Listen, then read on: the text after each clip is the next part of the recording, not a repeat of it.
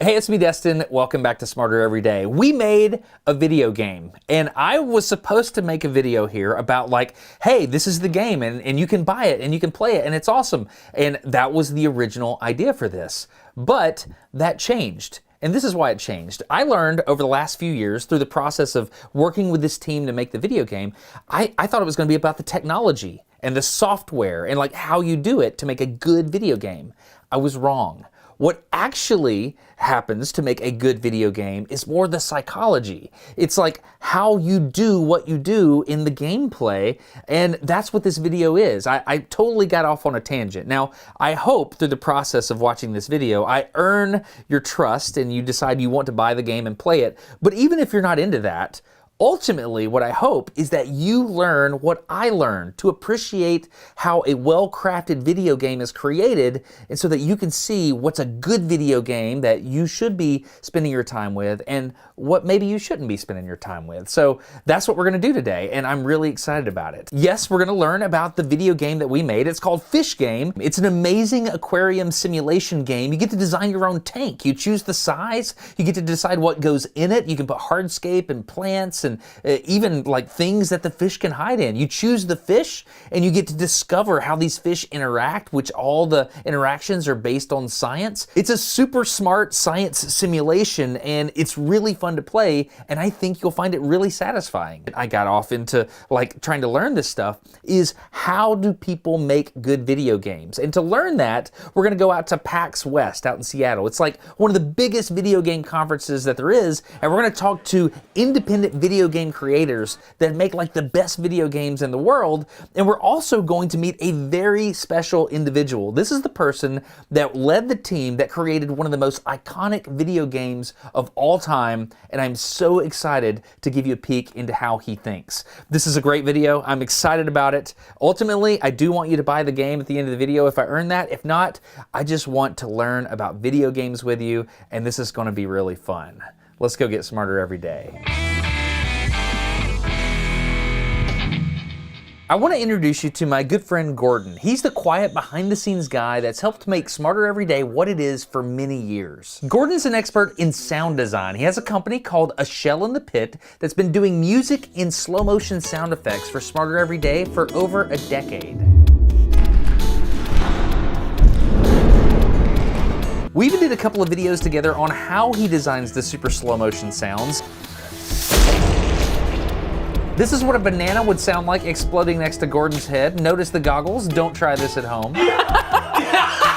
Gordon is one of my favorite people. He's selfless, he's humble. We've been through a lot together, including the Amazon rainforest. They're on my face. Oh, dude, they're everywhere. These are black flies too. Oh, they're biting? They're gonna start biting. Tastes like a pine tree. To let you know his level of involvement, I went to Gordon. I was like, hey, I think I'm gonna change the name of the channel to Smarter Every Day. What do you think? And he's like, shouldn't it be Smarter Every Day? And I was like, oh yeah. Gordon and his team are well respected for their ability to create amazing audio and fantastic music for independent video games. So instead of just making the music and sound for video games, a few years ago, Gordon reaches out and said, hey man, would you consider retweeting this tweet about a video game I'm making? I remember where I was standing when you told me, will you please tweet it? And yes. I was like, no, we're gonna do more than tweet this, because like you have always wanted the game to exist, right? Yeah, I've got spreadsheets of me trying to make a game in spreadsheets. Are you serious? It's terrible. It doesn't work at all. It doesn't work at all. But there's just like, there's this kernel of having been a fish keeper and observing behavior, always being just like a huge, every kid wanted to be a marine biologist, and I was another one of those, but I've always been like, I loved fishing. There's just something magical about things underwater. And when I got into owning them and learning about how they interact and seeing the relationships and all that stuff, I was like, nobody's captured this in a game. Gordon is a remarkable person, and that's what's so cool about a video game, because the game itself is a reflection of the individuals that make it. And as I got to thinking about all this, I was like, I need to know more about video games, and I got really excited when I was on a trip and I saw something that reminded me of something. Real talk, best video game ever, what is it? Yes, Oregon Trail. You remember the Oregon Trail? I'm out here in Idaho and I'm at a rest stop and I got so excited because I loved that game as a child and I am along the Oregon Trail right now. Check it out. The Oregon Trail was a video game that took players from Independence, Missouri along the Oregon Trail all the way up to Oregon. And it was based on the perils of travel along the West. You had these wagons and you had to like navigate difficult terrain and you got to hunt. And to learn more about this video game, we're gonna talk to one of the people that helped create it. Okay, I'm in Georgia with a very special person. This is Philip Bouchard, correct? That's correct. In 1985, a small team working at the Minnesota Educational Computing Consortium was tasked with updating the original Oregon Trail video game, which at that time was mostly text-based. Philip Bouchard led that team. He and I spent hours together and played a full game all the way through, and the beautiful thing about this is that I could tell he genuinely enjoyed playing the game himself. And as a kid, if you ever worked hard in class just so you get 30 minutes of extra computer time, you know I was flying high on an absolute nostalgia blast. Even though I broke my leg and got cholera, I don't know how to say it. It was amazing. Oregon Trail is not just a game, it's a good game. I want to key in on the hows and whys of the decisions Philip and the team made with the Oregon Trail. What makes a video game important to a person that plays it? If you make it interesting enough, people will want to succeed. And they'll want to come back and try again. So one of the things that was pretty common in video games at the time, and it's probably still the case, is the certainty of failure. That is, you are going to fail a certain number of times, but each time you can get farther. So that's the whole basis of something like Pac-Man. You're always going to end up failing. You're always going to end up getting eaten, but you want to get farther, farther, and farther.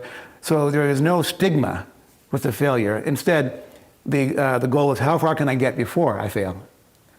Now with Oregon Trail, that was part of it. That is, the idea is that you would have to play it 3 or 4 times before you would succeed in getting out to Oregon. But then I had to make it, okay, now they've gotten Oregon, instead of putting the thing on the shelf, now they have to want to play it again and again and again. So what are my other motivations? Besides, there are lots of interesting details in the game that would contribute to this, but in terms of motivation, once you get to Oregon for the first time, we suddenly reveal there is a point system. And you've got this many points. And we have a pre-populated high score list. And here you are on the list, but not near the top. Ah, so you moved the goalpost a little bit. Exactly. Okay. And now your question is, oh, well, that was kind of fun. How can I do it again and get higher on the high score list? There's also the way it's built. It's encouraging trying different methods. Well, I tried buying a lot of food up front. What if I did a lot of hunting instead? Or vice versa? Or what if I took a different route where there's a branch? Or what if I rested a lot on the way? Or what if I didn't push the crew so much, crew, whatever. Yeah. My party. So there's lots of opportunities for tweaking your approach. And new things to discover along the way. There's people to talk to, 3 different people you can talk to at each of the landmarks. So there's more things to explore in the corners. I love this so much.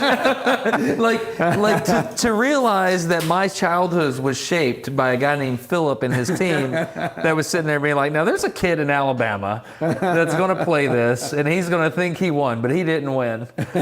So you thought that through. What is the first name of the wagon leader? Now this was a kind of innovation for the game, is that not putting in the first name, but at this point, what are the names of the other members of your party? This turned out to be, work out even better than we expected, because people would put in names of family or friends or whatnot, and they would be invested in those people. And your job is to keep them all alive to Oregon, or as many as you can. And when members of your party die on the way, and it's somebody's name you know, the kids would sometimes get, oh no, Sarah died. So I'm on the trail with a guy who made Oregon Trail. This is beautiful. I'm so excited. Okay, we're going to go into Matt's General Store. The concept of a store was a present in the original one. You had to buy a few things there. I switched it up a little bit in terms of what you buy. For instance, I added spare parts and several other things. Right. Now the kids so often on the very first try will go out without spare parts. They say, well, what's the point of spare parts? And then you get partway out there and you break a wagon tongue, or you break an axle, you break a wheel, and all of a sudden uh-oh, I'm stuck. And the next time they play, they bring spare parts. So that's great. So you build in the failure to create those pain points cause education. Yes. As long as the kids still feel motivated after the failure. And they usually do in this game. They usually say, I want to do it again. I can try something different. I might even be able to have a good hypothesis as to what went wrong. So in this case, it was because I had no spare parts. It's a pretty obvious hypothesis. If I buy some spare parts, it's probably going to help. So let's get 2 of each of these. One of the things that was essential for us is, as we got about halfway through the timeline, it took us like 9 to 10 months to get it done. About halfway through, as we had an early prototype, only had parts of the game running yet, test it with kids, see how they reacted.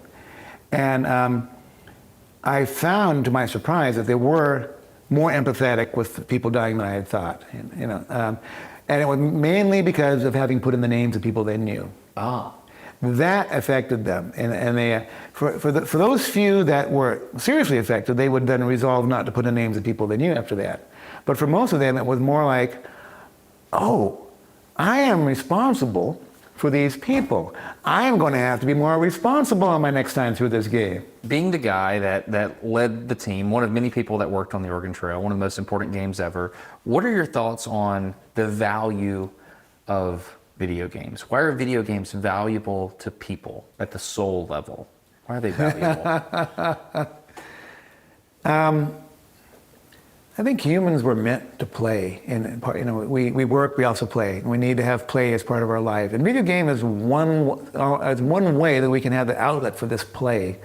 And play involves not just recreation, it often involves imagination. So even though in a video game, maybe much of that's presented on the screen, you're having to fill in other details. There's a lot of imagination going on. It can also, and I think, open up your mind to things you hadn't thought about before, regardless of whether it's educational or not. At least you can put your mind into a new direction. The Oregon Trail development team was limited to just over 0.5 megabyte on a floppy disk. Games today have millions of times that amount of space and processing power. So it's not necessarily the technology that makes it entertaining and engaging, it's the vision behind it. So let's do this. Let's go meet with some of the Philip Bouchards of today and see what their philosophy is to making and creating good video games. All right, so we are in Seattle now with Gordon at PAX. What is PAX? It's the Penny Arcade Expo, and it's a game developer trade show, basically. So fans get to come try games before they've come out, or after they've come out, they get to meet the developers. So what's an independent game? An independent game, technically, is a game that is not owned by a publicly traded company. That's the technical definition. But so Fish Game is an independent game because it is an independent game. You built it. Yes. Okay. So Gordon was my trail guide, so to speak, into this new world of modern video game development. I got a sense of people's excitement and passions when they announced that the doors were opening and people literally cheered. And they hustled to get in line to play the newest games that were just coming out. The respect given to Gordon in this room was incredible. People were recognizing him from all over the world from different projects they had worked on together. Throughout the day, we got to check in on new kinds of games, from indie developers to major studios and everything in between. I saw farming simulators. I always like to start people out the first time playing in the Combine Harvester. I saw the latest in virtual reality gaming. It was mind-blowing. But what impressed me the most was the thoughtfulness of the people that I got to talk to. So Ryan, you produce a bunch of games and publish them. What would you say a good game makes you feel? For me, I actually like the act of learning, and like actually losing feels good to me, because if you're winning all the time, if you're playing a competitive game and winning all the time, you're probably not actually learning much because you're just executing your plan. It worked, and then you play again. Oh, my plan worked. That's not fun. I actually like it when I lose, and I try to think like, yeah, what could I have done better? So the pain of losing actually refines you and makes you better. Exactly, yeah, so there are some games like World of Warcraft or a lot of traditional RPGs where you level up over time by gaining XP, by like fighting monsters, your numbers go up, you gain levels, you get stronger. I actually don't like games like that very much because you get stronger just by like time, by effort, rather than actually by learning. So I'm not sure if you know, there's a genre of games called roguelike. So one of our games, Crypt of the Necrodancer, is like one of the early indie roguelike games. And those ones, when you die, you lose everything. You start over again. Rogue-like? Yeah, so there was an old game in the 80s called Rogue, and it was one of the first to do this type of thing where like you die and completely start over again. And So the stakes are high. Now there's a genre of games called roguelikes that are similar to that. And yeah, so when you die, you don't keep any of your experience, you don't keep any of your equipment or whatever. You only keep what you learned. And so people always call it grinding, where you, in games where you like level up, you gain experience over time and you level up, they call that grinding.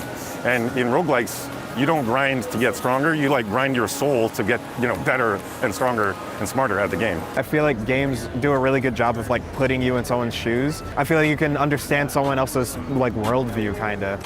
Really? So yeah, I feel like games are a really empathetic medium. It's just like, okay, this is straight from someone's brain. This is their creation. This is what they want you to experience. I feel like there's a lot of value in that. Flows well, that's what feels right. Just like the feeling of like continual accomplishment, like through a level or like through a moment. Like that's kind of the thing that I think I crave in games the most. I think it gives me a false sense of accomplishment in a good way. Like in times where I'm like having a really bad day, you achieve a little thing and that just like helps you a lot. I also love games that provide some kind of knowledge or new experience or even just thoughts about yourself. How will a good game change you? So I'm into games that kind of make you reflect on your own thoughts on things, right? So maybe you haven't thought a lot. So particularly, I Was a Teenage Exocolonist deals with a lot of questions about the future of humanity and how we should approach expansionism, environmentalism, colonialism. And if you haven't put deep thoughts into those things, you will have by the end of my game. So I'm not trying to put new thoughts in your head necessarily, but make you consider how you feel about a subject and see it from different points of view and just be able to think about it yourself and figure out how you feel about it. So it's not about wasting time, it's about growing as a person. Yes. Really? But also about wasting time. In a good way? In a good way. When you're playing a game, you experience the buttons, you experience the controls, and then that creates some kind of like almost like a dynamical system. I know you're an engineer guy, right? There's some kind of dynamics to it, and then there's an emergent behavior, and that emergent behavior is the emotion. When you're making a game, it's the exact opposite approach. The first thing we think of in our head when we're making games is, what is the need? What's the point of this? Why would you want this? What is the feeling that I want you to feel? And then I try to figure out what is the emergent behavior, and then I actually kind of build the axioms in reverse. I think my favorite thing a game can do is like introduce, like have a very, very weird idea that you've never really thought of before, like in a weird space that you've never been in, and kind of build a bridge from like the life you know to this like weird other reality. That's really fun because it's like, yeah, like you get people somewhere they're not expecting, but you kind of like show them the path to get there. Does that make sense? Yeah. I think that's like really, really fun and valuable because when you played a game that can do that for you really successfully, like, I know it's like it can be a life-changing experience. Challenges are a good thing.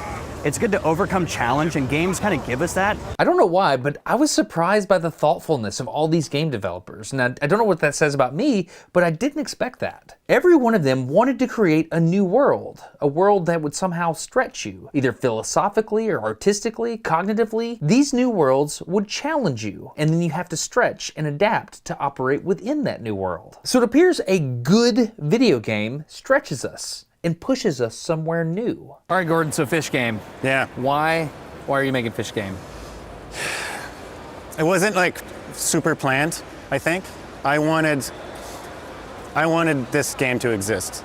So I like put it out in the world via a tweet that just said, if somebody makes this game, I would throw some money at it. And then Ryan and Aaron like actually messaged me and we're like, hey, we'd take a crack at that. And so we did. We took a little crack, and then we took a bigger crack, and then I told you about it, and then we took a real big swing after that.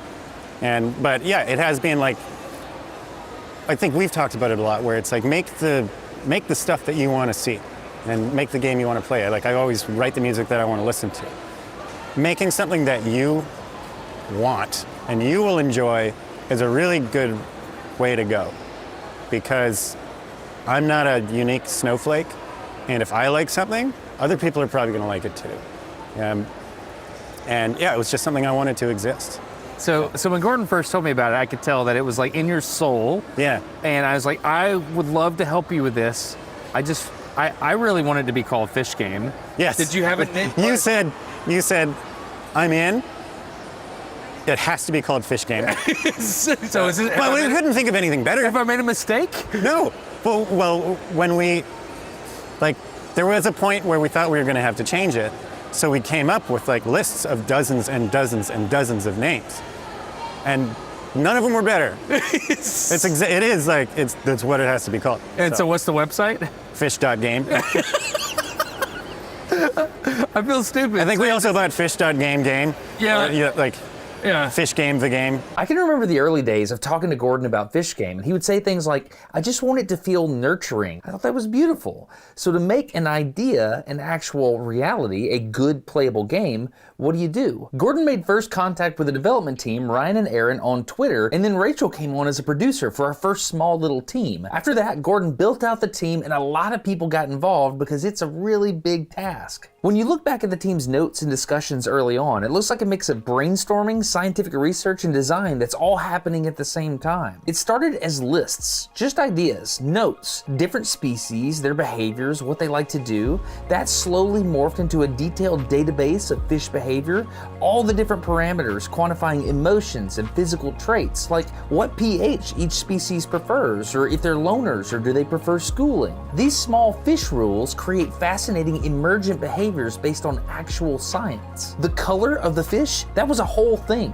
Do we make the colors algorithmically, or do we do it by hand, like painting with a paintbrush? How do we handle hardscape? How do players move things, translation, rotation, and scale? Do we want players to be able to put a little fish in with a tank full of piranhas? Yes, we do, and yes, we did. The plants are almost just as important as the fish. Ryan made the code, and then we would test it. And then he would refine the code, and then we would test it in a bigger way. We talked to publishers to try to figure out the best way to release the game, and ultimately we decided to release it here as an independent game. To you. After years of working with them over email and video calls, Gordon and I were super excited that we finally got to meet Aaron and Ryan out at PAX in Seattle.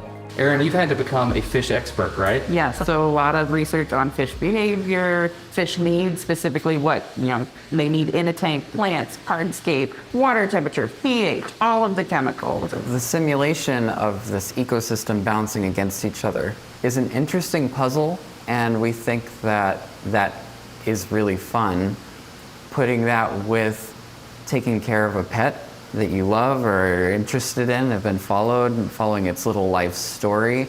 So the game part of it can just help people discover what's already really cool about keeping fish. Mm-hmm. Accessible to people who've never kept fish, while also really enjoyable by seasoned veterans in the fish keeping world. Yeah. Ryan and Aaron solved so many little problems. One of my favorite, again, is the color of the fish. So in our fish creator, we have the ability to change various parts of the fish. Ryan built this from scratch. Did you really? Ryan yeah, so you can make things in very special software to make assets, but what's best is to make the game in the game so you can see it happening. So like you can make it completely transparent under its scales. That's beautiful. Thank you. Okay, here we go. Fish Game. You can go to the URL, which is fish.game. You don't have to type in .com. Fish.game, and it's right there. Click on the Steam link, load it up on Steam, and you can play it. So I started playing by setting up my tank, and I immediately felt immersed in a different world. Just moving the sand was really satisfying. It felt like a game within a game. The first thing I did was go to the shop to get some fish and stuff, and it struck me because there was a familiarity to what I was doing. Decades ago, I had bought supplies in the shop on the Oregon Trail to start an adventure, and this felt the exact same way. I picked out my fish and my plants. As I named my fish, I suddenly understood what Philip was trying to tell me. I was instantly emotionally attached to a digital representation of a fish. I worked hard to keep them alive by managing their food supply, their oxygen, their shelter. I was responsible for accommodating for their instinctual emotional needs. The responsibility of running this tank felt just like the responsibility of being the team leader on the Oregon Trail. I found that my favorite thing to do was just click on my blue beta, William Wallace, and watch him interact in the tank. He would guard his territory and he would check things out. I really like the way the camera follows the fish, so you get to see the world from their perspective. As I watched my fish, I could feel myself being stretched, just like all those developers said a good game would stretch you. I could feel myself being transported to another world, a world that I was learning about and looking at in a whole new way. And now that I've played Fish Game, I have an appreciation of real fish that I didn't have before, and it's fascinating to me that Gordon and the team could give me that through a game they made. A good game. I think Gordon did it. He captured that nurturing emotion that he set out to capture. And it's not just me. When my wife Tara came out to the shop to play Fish Game for the first time, watch this. What? What happened? He is not being nice. What is William Wallace? William Wallace is eating Princess Buttercup. What? He's protecting? No, he bit her. Like, she doesn't even have a tail anymore. Really? Aww. She's not gonna live. Should we protect her? What should we do? Wanted to hide in a cave but couldn't find one. You need to put a cave. While Tara and I position this dive helmet for Princess Buttercup to hide in, I've got something really fun. I've got two really smart friends, Shane from Stuff Made Here and Gavin from the Slow-Mo Guys. I asked them if they would do me a favor and play Fish Game and just see what they thought. Now, before we start this, if you were a fish, whose aquarium do you think you would rather live in? Let's see how they did. All right, it's fish time. Okay, Fish Game. I know what it's about. 6 fish are mine. All right, let's fill her up. Oh, no. What? They're already dead? No. They were in here for 2 seconds. I think 2 fish could easily live in here. Hey, they're looking around. That's good. Okay. All right, Fish Mountain. Now I have 2 tanks. See if they kill each other now. All right, we'll put that there. Another one died? Are you kidding? They're dying as fast as I can get them in here from the shop. Here you go, lads. Eat up. So far, so good. Some big boys. They died again? Change water. Oh. Oh. Oh, okay. Thought I'd pulled the plug there for a second. Stop gasping for air. I'm working on it. Clean the glass. Let's vac up the fish excrement. Oh, that's satisfying. Here's some fish that won't die. You guys look hardy. I'm gonna name you Dinner Plate. It's already dirty again. And you guys try to kill each other faster than my kids. It's a very zen game. Needs different oh my goodness. This is ridiculous. Well, I think overall, this is going swimmingly. Barely even left them for a second. Oh, come on. Dinner Plate died of hunger. That's kind of ironic. Well, all my fish are dead. Destin, your game. All right, I hope you enjoyed this video. Please go check out Fish Game at fish.game. You don't have to type .com. That's the whole URL. You see it in the logo there? Go get the game, check it out, and if it does well enough, I hope we can add even more things like custom 3D models you can put in the tanks, but we need it to perform well here at the beginning. So if you play it and like it, please tell your friends. A huge thanks to everyone that worked on this video. This was a monumental effort by a lot of people, and I'm proud of Gordon. I mean, this is something that he's wanted for a really long time, and he made it happen, and I'm so very proud of Gordon, and I'm thankful for all the years that Gordon has helped me with Smarter Every Day, and I'm thankful for you considering going and getting this game, because it's a big deal. Anyway, that's it. I'm Destin. You're getting smarter every day. I hope you enjoy Fish Game. Have a good one. Bye.